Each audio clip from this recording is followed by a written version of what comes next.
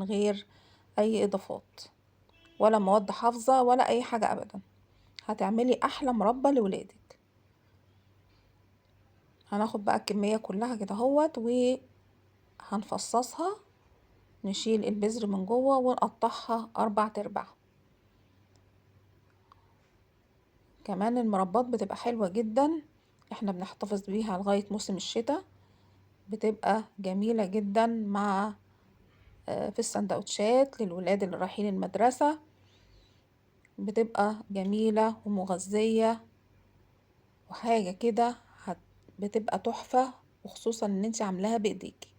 خلاص هنخلص الكمية كلها وهحطها كده في حلة تكون واسعة شوية. هحط على كيلو المشمش كيلو سكر، يبقى كيلو الفاكهة بياخد كيلو سكر. خلاص من غير بقى اي اضافات تانية خالص.